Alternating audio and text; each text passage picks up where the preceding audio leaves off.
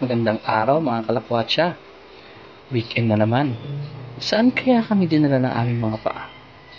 Halika, samahan nyo kami dito sa Candaba Lake Resort and Resto. Dito yan sa tinaguriang camping capital of the Philippines, Cavinti, Laguna.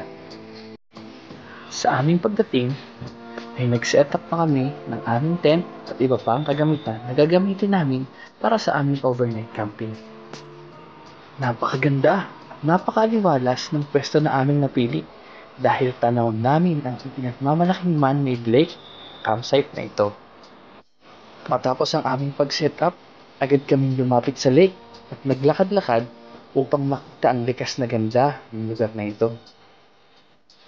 Kitang-kita sa mga ngiti at dinig sa halakhak ng mga bata ang kanilang pag-i-enjoy sa lugar na ito.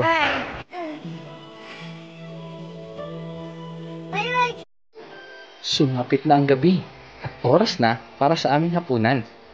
Siyempre, hindi kompletong overnight camping kung walang bonfire at pag-ihon ng marshmallow.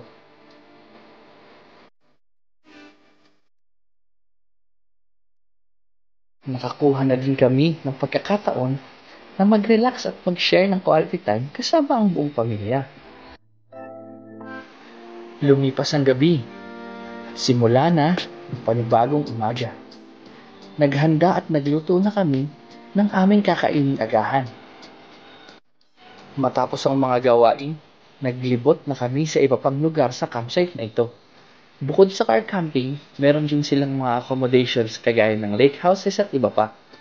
Meron din silang kayak, fishing, horse riding at madami pang amenities at activities na pwedeng puntahan at gawin.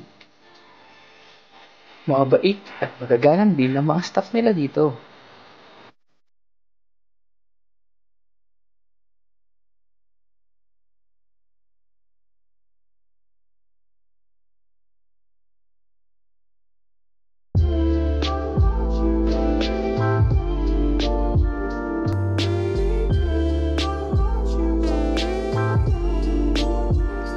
Sa kabuuan, sobrang nag-enjoy at nag-relax ang aming pamilya sa overnight camping na ito.